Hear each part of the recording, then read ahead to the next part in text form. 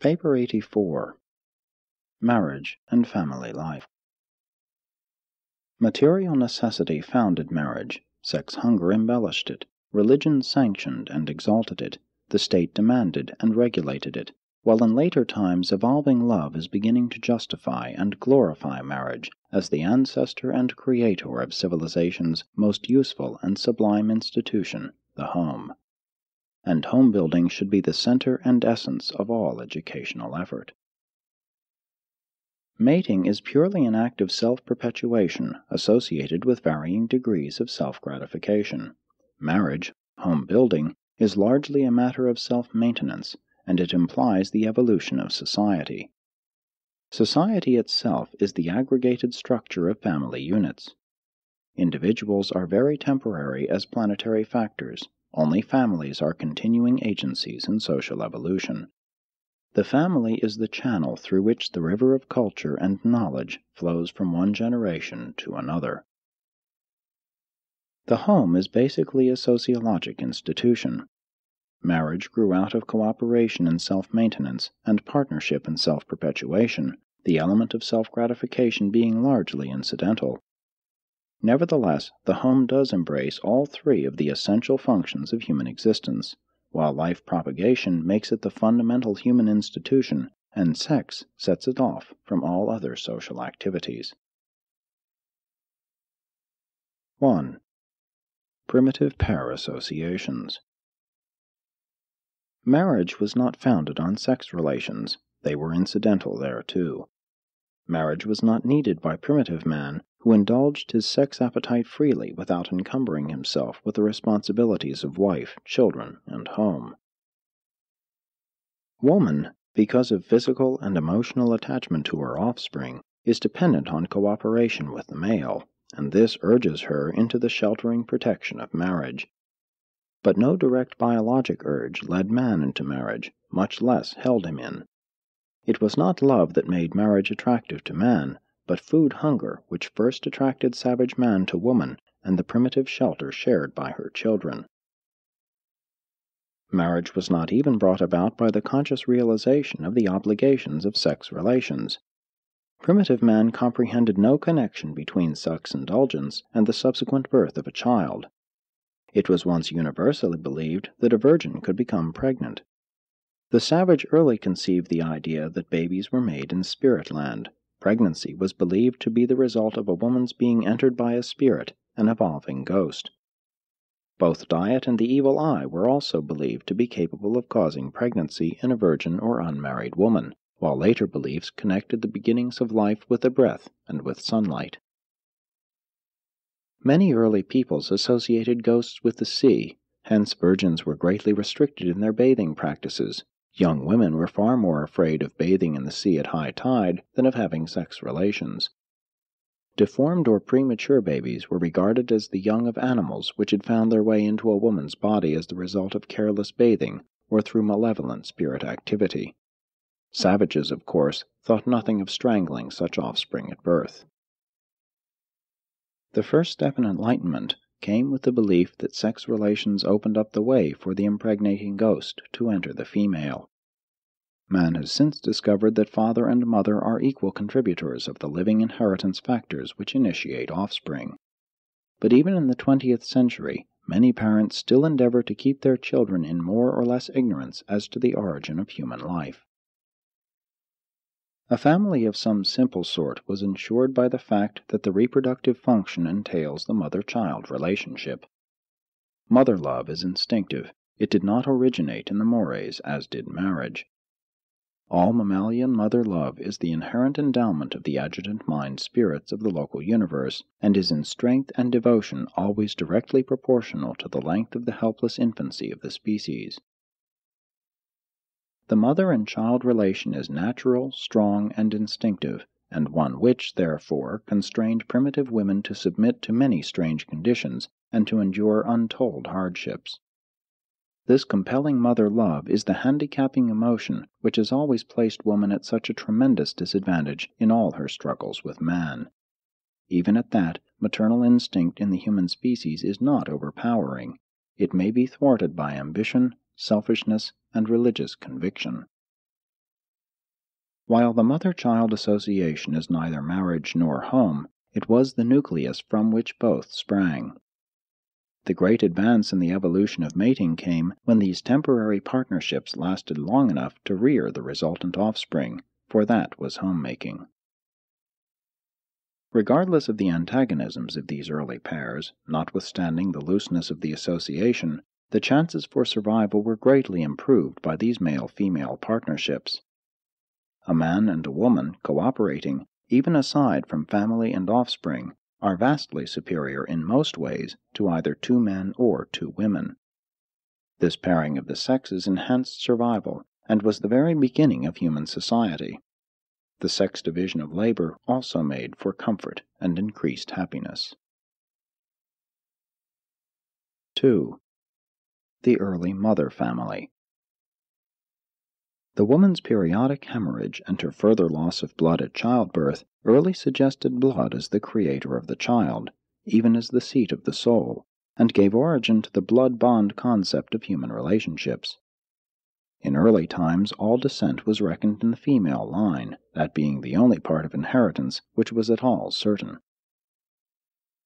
The primitive family, growing out of the instinctive biologic blood bond of mother and child, was inevitably a mother family, and many tribes long held to this arrangement. The mother family was the only possible transition from the stage of group marriage in the horde to the later and improved home life of the polygamous and monogamous father families. The mother family was natural and biologic. The father family is social, economic, and political. The persistence of the mother family among the North American red men is one of the chief reasons why the otherwise progressive Iroquois never became a real state. Under the mother family mores, the wife's mother enjoyed virtually supreme authority in the home. Even the wife's brothers and their sons were more active in family supervision than was the husband. Fathers were often renamed after their own children. The earliest races gave little credit to the father, looking upon the child as coming altogether from the mother. They believed that children resembled the father as a result of association, or that they were marked in this manner because the mother desired them to look like the father. Later on, when the switch came from the mother family to the father family, the father took all the credit for the child, and many of the taboos on a pregnant woman were subsequently extended to include her husband. The prospective father ceased work as the time of delivery approached, and at childbirth he went to bed along with the wife, remaining at rest from 3 to 8 days. The wife might arise the next day and engage in hard labor, but the husband remained in bed to receive congratulations. This was all a part of the early mores designed to establish the father's right to the child. At first it was the custom for the man to go to his wife's people, but in later times, after a man had paid or worked out the bride price, he could take his wife and children back to his own people. The transition from the mother family to the father family explains the otherwise meaningless prohibitions of some types of cousin marriages, while others of equal kinship are approved. With the passing of the hunter mores, when herding gave man control of the chief food supply, the mother family came to a speedy end. It failed simply because it could not successfully compete with the newer father family. Power lodged with the male relatives of the mother could not compete with power concentrated in the husband-father. Woman was not equal to the combined tasks of childbearing and of exercising continuous authority and increasing domestic power. The oncoming of wife-stealing and later wife-purchase hastened the passing of the mother family. The stupendous change from the mother family to the father family is one of the most radical and complete right-about-face adjustments ever executed by the human race. This change led at once to greater social expression and increased family adventure. 3. The family under father dominance. It may be that the instinct of motherhood led woman into marriage, but it was man's superior strength, together with the influence of the mores, that virtually compelled her to remain in wedlock. Pastoral living tended to create a new system of mores, the patriarchal type of family life, and the basis of family unity under the herder and early agricultural mores was the unquestioned and arbitrary authority of the father. All society, whether national or familial, passed through the stage of the autocratic authority of a patriarchal order. The scant courtesy paid womankind during the Old Testament era is a true reflection of the mores of the herdsman. The Hebrew patriarchs were all herdsmen, as is witnessed by the saying, "The Lord is my shepherd." But man was no more to blame for his low opinion of woman during past ages than was woman herself. She failed to get social recognition during primitive times because she did not function in an emergency. She was not a spectacular or crisis hero. Maternity was a distinct disability in the existence struggle. Mother love handicapped women in the tribal defense. Primitive women also unintentionally created their dependence on the male by their admiration and applause for his pugnacity and virility. This exaltation of the warrior elevated the male ego, while it equally depressed that of the female and made her more dependent. A military uniform still mightily stirs the feminine emotions. Among the more advanced races, women are not so large or so strong as men. Woman, being the weaker, therefore became the more tactful. She early learned to trade upon her sex charms. She became more alert and conservative than man, though slightly less profound. Man was woman's superior on the battlefield and in the hunt, but at home woman has usually outgeneraled even the most primitive of men.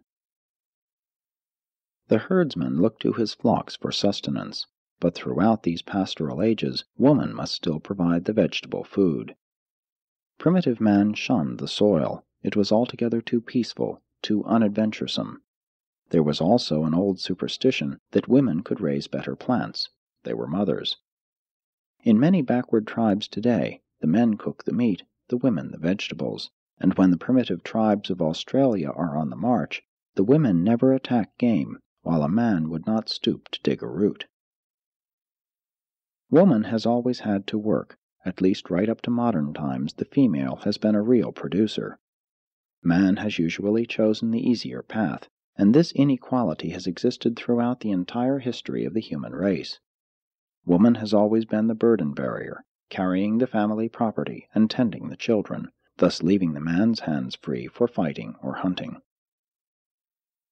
Woman's first liberation came when man consented to till the soil, consented to do what had theretofore been regarded as woman's work. It was a great step forward when male captives were no longer killed, but were enslaved as agriculturists. This brought about the liberation of woman so that she could devote more time to homemaking and child culture. The provision of milk for the young led to earlier weaning of babies, hence to the bearing of more children by the mothers thus relieved of their sometimes temporary barrenness, while the use of cow's milk and goat's milk greatly reduced infant mortality. Before the herding stage of society, mothers used to nurse their babies until they were 4 and 5 years old. Decreasing primitive warfare greatly lessened the disparity between the division of labor based on sex. But women still had to do the real work, while men did picket duty. No camp or village could be left unguarded day or night, but even this task was alleviated by the domestication of the dog. In general, the coming of agriculture has enhanced woman's prestige and social standing. At least this was true up to the time man himself turned agriculturist. And as soon as man addressed himself to the tilling of the soil, there immediately ensued great improvement in methods of agriculture, extending on down through successive generations. In hunting and war, man had learned the value of organization, and he introduced these techniques into industry, and later, when taking over much of woman's work, greatly improved on her loose methods of labor. 4. Woman's status in early society. Generally speaking, during any age, woman's status is a fair criterion of the evolutionary progress of marriage as a social institution, while the progress of marriage itself is a reasonably accurate gauge registering the advances of human civilization. Woman's status has always been a social paradox. She has always been a shrewd manager of men. She has always capitalized man's stronger sex urge for her own interests and to her own advancement.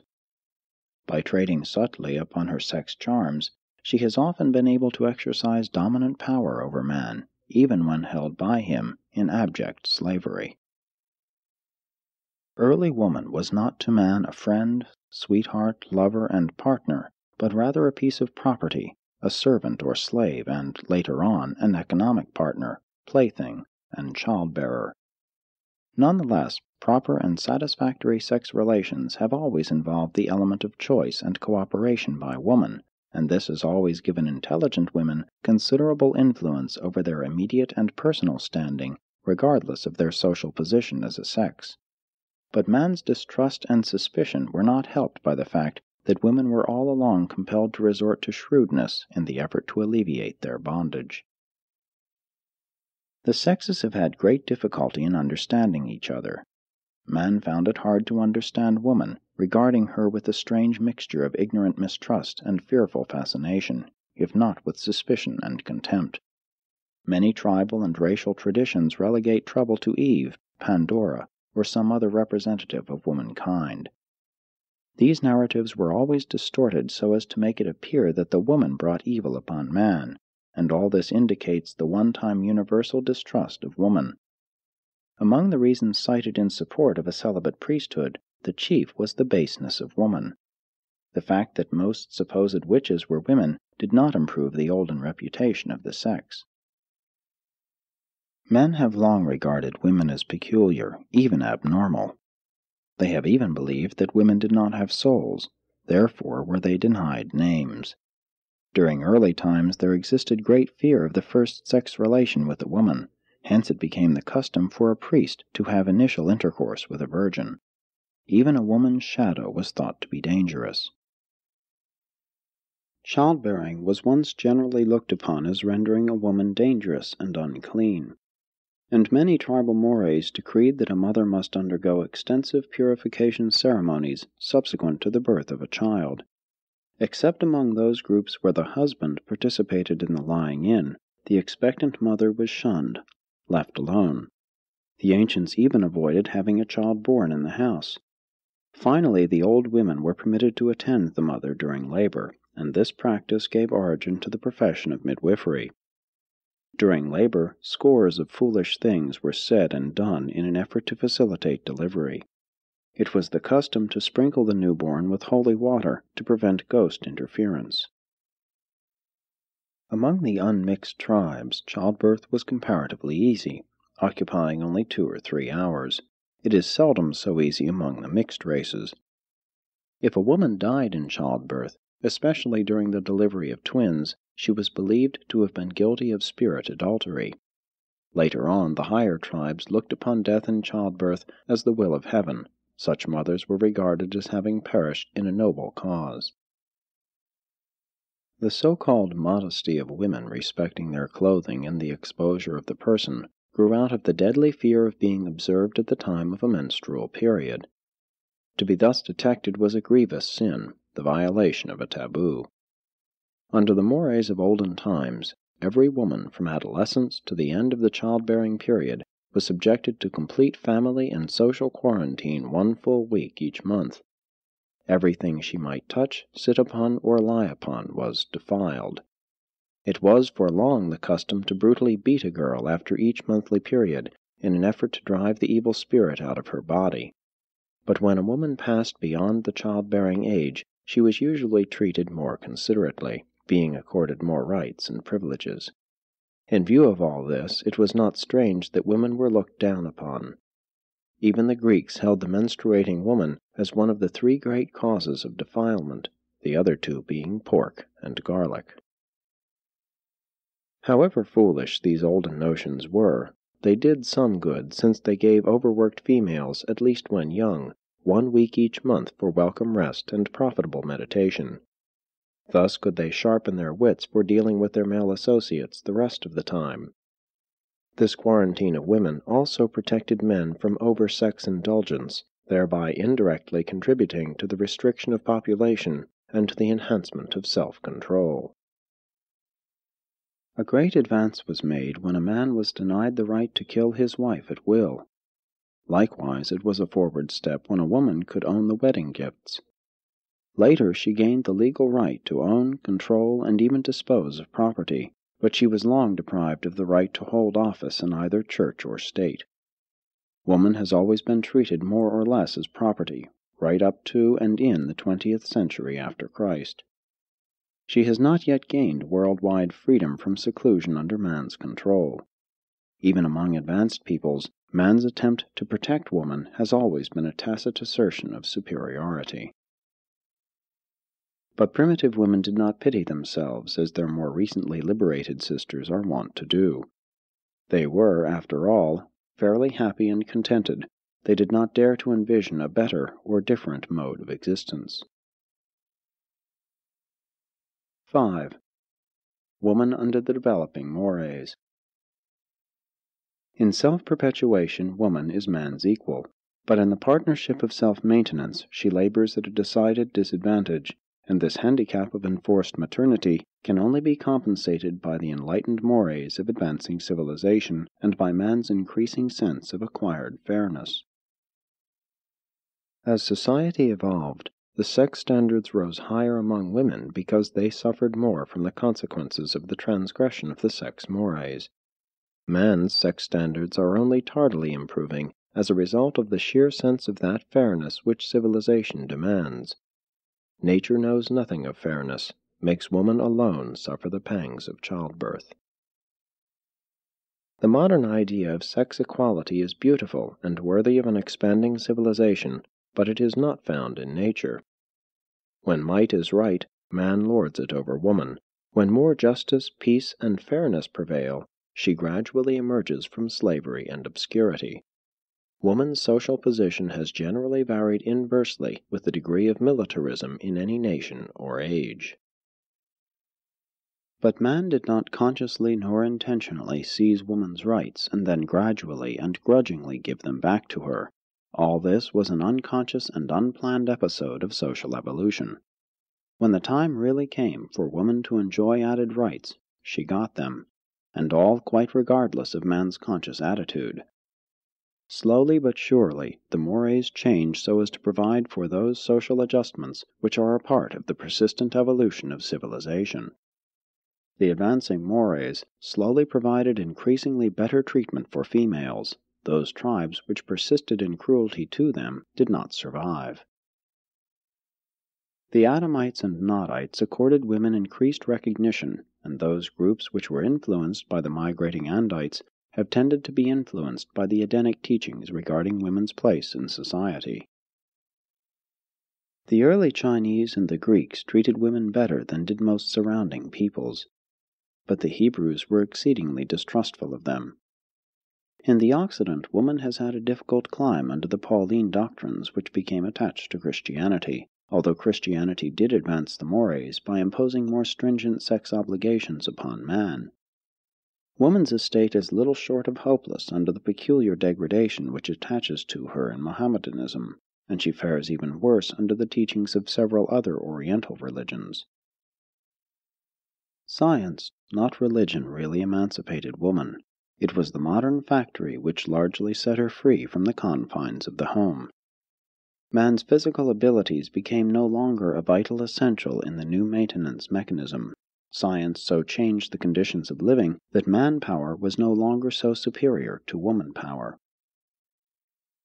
These changes have tended toward woman's liberation from domestic slavery and have brought about such a modification of her status that she now enjoys a degree of personal liberty and sex determination that practically equals man's.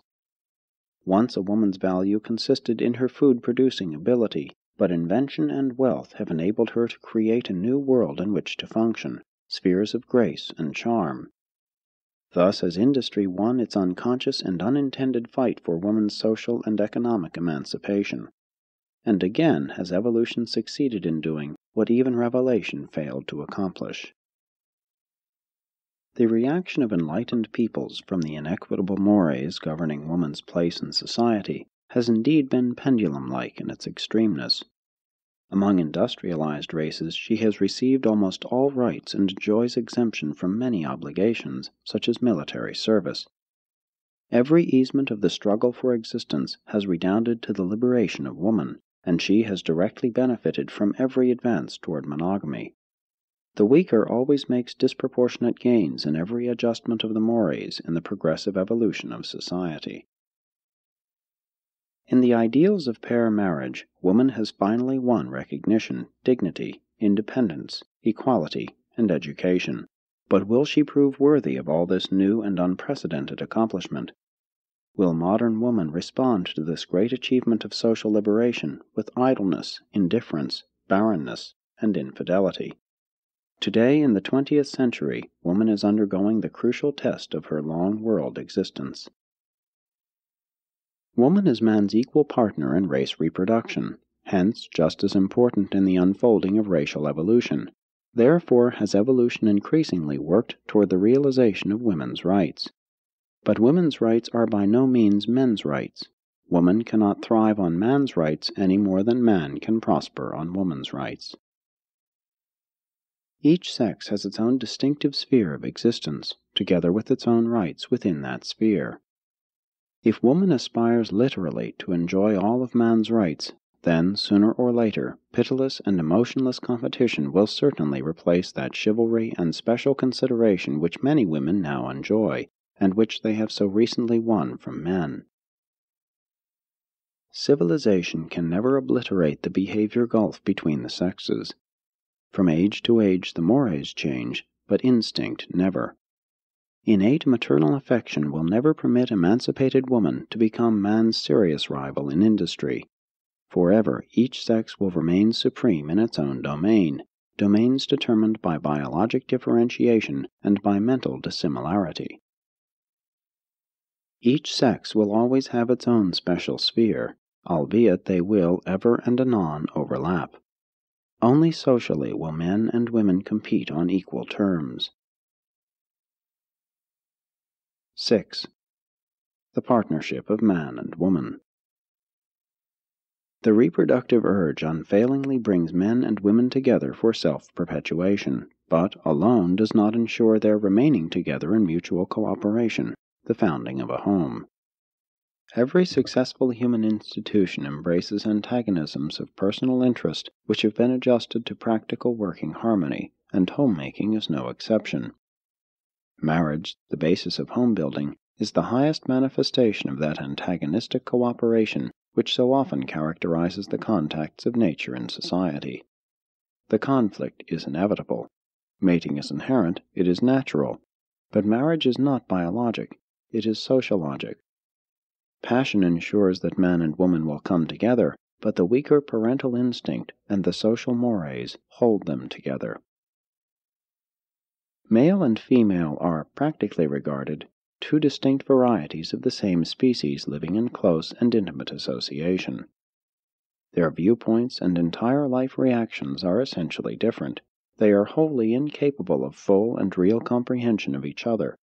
Complete understanding between the sexes is not attainable. Women seem to have more intuition than men, but they also appear to be somewhat less logical. Woman, however, has always been the moral standard-bearer and the spiritual leader of mankind. The hand that rocks the cradle still fraternizes with destiny. The differences of nature, reaction, viewpoint, and thinking between men and women, far from occasioning concern, should be regarded as highly beneficial to mankind, both individually and collectively. Many orders of universe creatures are created in dual phases of personality manifestation.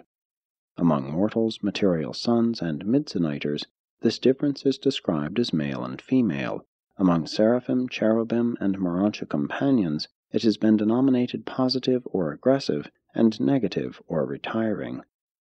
Such dual associations greatly multiply versatility and overcome inherent limitations, even as do certain triune associations in the Paradise-Havona system.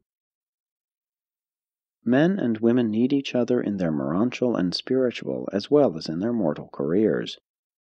The differences in viewpoint between male and female persist even beyond the first life and throughout the local and super-universe ascensions. And even in Havona, the pilgrims who were once men and women will still be aiding each other in the paradise ascent. Never, even in the core of the finality, will the creature metamorphose so far as to obliterate the personality trends that humans call male and female. Always will these two basic variations of humankind continue to intrigue, stimulate, encourage, and assist each other. Always will they be mutually dependent on cooperation in the solution of perplexing universe problems and in the overcoming of manifold cosmic difficulties. While the sexes never can hope fully to understand each other, they are effectively complementary, and though cooperation is often more or less personally antagonistic, it is capable of maintaining and reproducing society. Marriage is an institution designed to compose sex differences, meanwhile affecting the continuation of civilization and ensuring the reproduction of the race. Marriage is the mother of all human institutions, for it leads directly to home founding and home maintenance, which is the structural basis of society. The family is vitally linked to the mechanism of self-maintenance. It is the sole hope of race perpetuation under the mores of civilization, while at the same time it most effectively provides certain highly satisfactory forms of self-gratification. The family is man's greatest purely human achievement, combining as it does the evolution of the biologic relations of male and female with the social relations of husband and wife. 7. The ideals of family life. Sex mating is instinctive, children are the natural result, and the family thus automatically comes into existence. As are the families of the race or nation, so is its society. If the families are good, the society is likewise good. The great cultural stability of the Jewish and of the Chinese peoples lies in the strength of their family groups. Woman's instinct to love and care for children conspired to make her the interested party in promoting marriage and primitive family life. Man was only forced into home building by the pressure of the later mores and social conventions. He was slow to take an interest in the establishment of marriage and home because the sex act imposes no biologic consequences upon him. Sex association is natural, but marriage is social and has always been regulated by the mores. The mores, religious, moral, and ethical, together with property, pride, and chivalry, stabilize the institutions of marriage and family. Whenever the mores fluctuate, there is fluctuation in the stability of the home marriage institution. Marriage is now passing out of the property stage into the personal era. Formerly, man protected woman because she was his chattel, and she obeyed for the same reason. Regardless of its merits, this system did provide stability. Now woman is no longer regarded as property, and new mores are emerging designed to establish the marriage-home institution. 1. The new role of religion, the teaching that parental experience is essential, the idea of procreating cosmic citizens, the enlarged understanding of the privilege of procreation, giving sons to the Father. 2. The new role of science, procreation is becoming more and more voluntary, subject to man's control. In ancient times, lack of understanding ensured the appearance of children in the absence of all desire therefor. 3. The new function of pleasure lures. This introduces a new factor into racial survival. Ancient man exposed undesired children to die. Moderns refuse to bear them. 4. The enhancement of parental instinct. Each generation now tends to eliminate from the reproductive stream of the race those individuals in whom parental instinct is insufficiently strong to ensure the procreation of children, the prospective parents of the next generation. But the home as an institution, a partnership between one man and one woman, dates more specifically from the times of Dalmatia, about 500,000 years ago, the monogamous practices of Andon and his immediate descendants having been abandoned long before. Family life, however, was not much to boast of before the days of the Nodites and the later Adamites. Adam and Eve exerted a lasting influence on all mankind. For the first time in the history of the world, men and women were observed working side by side in the garden. The Edenic ideal, the whole family as gardeners, was a new idea on Urantia. The early family embraced a related working group, including the slaves, all living in one dwelling. Marriage and family life have not always been identical, but have of necessity been closely associated. Woman always wanted the individual family, and eventually she had her way. Love of offspring is almost universal and is of distinct survival value. The ancients always sacrificed the mother's interests for the welfare of the child. An Eskimo mother even yet licks her baby in lieu of washing. But primitive mothers only nourished and cared for their children when very young. Like the animals, they discarded them as soon as they grew up. Enduring and continuous human associations have never been founded on biologic affection alone. The animals love their children. Man, civilized man, loves his children's children. The higher the civilization, the greater the joy of parents in the children's advancement and success. Thus, the new and higher realization of name pride comes into existence. The large families among ancient peoples were not necessarily affectional. Many children were desired because 1. They were valuable as laborers. 2. They were old age insurance. 3. Daughters were saleable. 4. Family pride required extension of name. 5. Sons afforded protection and defense. 6. Ghost fear produced a dread of being alone. 7. Certain religions required offspring. Ancestor worshippers view the failure to have sons as the supreme calamity for all time and eternity. They desire above all else to have sons to officiate in the post-mortem feasts, to offer the required sacrifices for the ghost's progress through Spiritland. Among ancient savages, discipline of children was begun very early, and the child early realized that disobedience meant failure or even death, just as it did to the animals. It is civilization's protection of the child from the natural consequences of foolish conduct that contributes so much to modern insubordination. Eskimo children thrive on so little discipline and correction simply because they are naturally docile little animals. The children of both the red and the yellow men are almost equally tractable. But in races containing Andite inheritance, children are not so placid. These more imaginative and adventurous youths require more training and discipline. Modern problems of child culture are rendered increasingly difficult by 1. The large degree of race mixture. 2. Artificial and superficial education. 3. Inability of the child to gain culture by imitating parents. The parents are absent from the family picture so much of the time.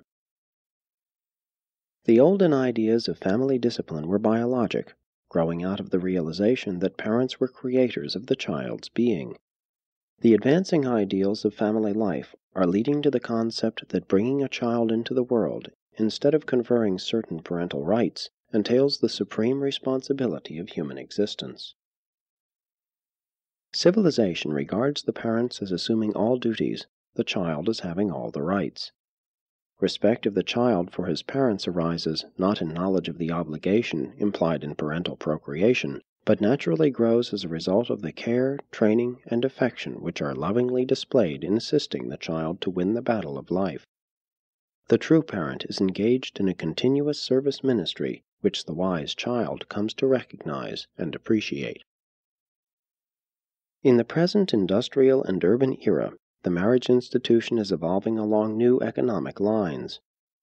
Family life has become more and more costly, while children, who used to be an asset, have become economic liabilities. But the security of civilization itself still rests on the growing willingness of one generation to invest in the welfare of the next and future generations. And any attempt to shift parental responsibility to state or church will prove suicidal to the welfare and advancement of civilization. Marriage, with children and consequent family life, is stimulative of the highest potentials in human nature, and simultaneously provides the ideal avenue for the expression of these quickened attributes of mortal personality. The family provides for the biologic perpetuation of the human species.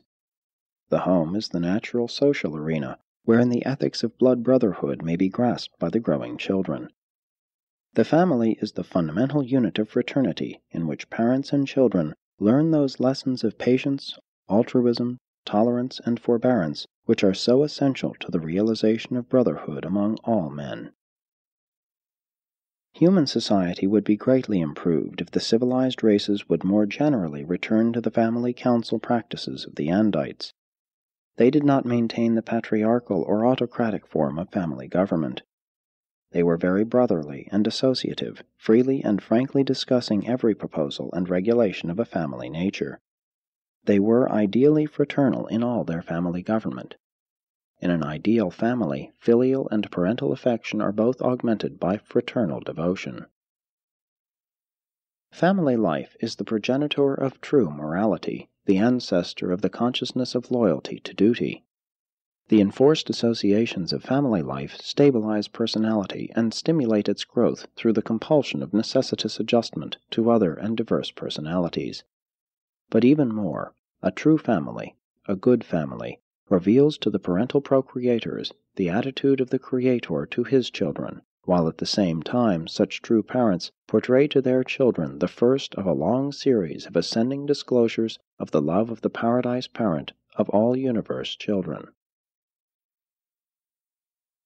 8. Dangers of self-gratification. The great threat against family life is the menacing rising tide of self-gratification, the modern pleasure mania. The prime incentive to marriage used to be economic, sex attraction was secondary. Marriage, founded on self-maintenance, led to self-perpetuation, and concomitantly provided one of the most desirable forms of self-gratification. It is the only institution of human society which embraces all three of the great incentives for living.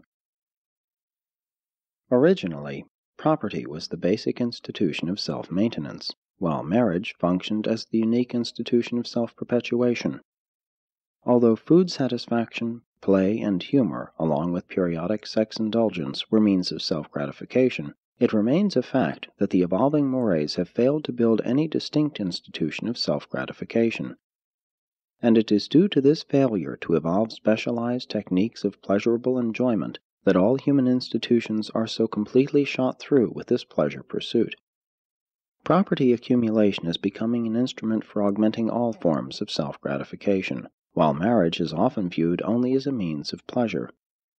And this overindulgence, this widely spread pleasure mania, now constitutes the greatest threat that has ever been leveled at the social evolutionary institution of family life, the home. The violet race introduced a new and only imperfectly realized characteristic into the experience of humankind, the play instinct coupled with the sense of humor. It was there in measure in the Sangics and Andonites, but the Adamic strain elevated this primitive propensity into the potential of pleasure, a new and glorified form of self-gratification.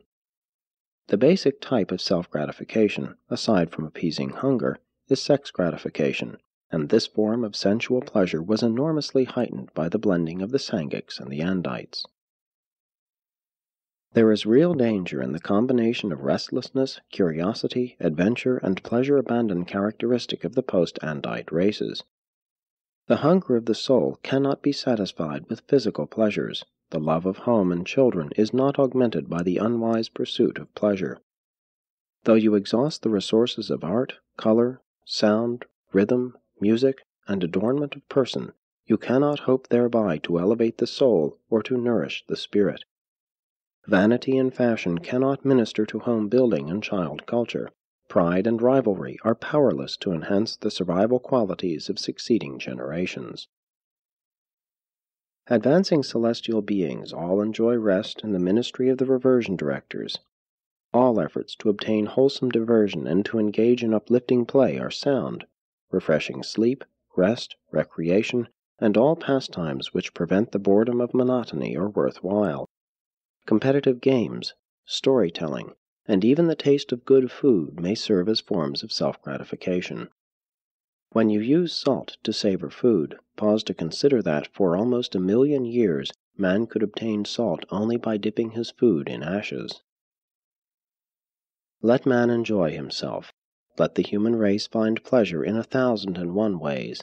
Let evolutionary mankind explore all forms of legitimate self-gratification, the fruits of the long upward biologic struggle.